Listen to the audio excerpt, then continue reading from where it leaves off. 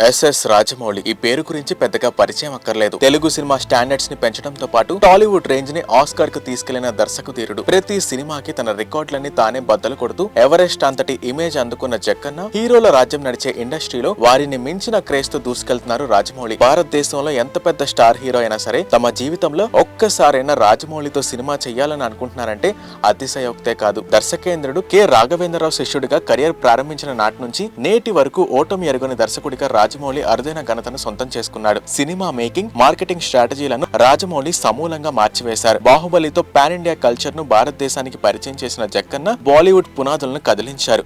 ఇప్పుడు ఆయన వేసిన బాటలోనే దక్షిణాది నుంచి ఎన్నో పాన్ ఇండియా సినిమాలు హిందీ ఇండస్ట్రీపై దండయాత్ర చేస్తున్నాయి. ప్రస్తుతం సూపర్ స్టార్ మహేష్ తో SSMB 29 పేరుతో పాన్ వరల్డ్ మూవీని తెరకెక్కిస్తున్నారు రాజమౌళి. తన పని తాను చేసుకోవడం, మీడియాకు దూరంగా ఉండడం రాజమౌళి తత్వం.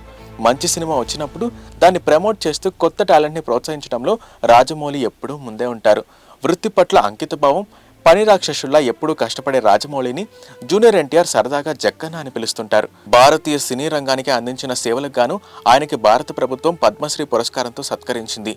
రాజమౌళి అనాలే కానీ 100 కోట్లు రెడీగా పెట్టుకుని ఆయనతో సినిమాలు చేసేందుకు టాలీవుడ్ నుంచి బాలీవుడ్ వరకు బడా నిర్మాతలు క్యూ కడుతుంటారు. తన సినిమాలకు కుటుంబమే బలమని గట్టిగా నమ్మే రాజమౌళి తన ఫ్యామిలీని తన సినిమాల్లో ఇన్వాల్వ్ చేస్తూ బెస్ట్ అవుట్పుట్ రాబడుతుంటాడు.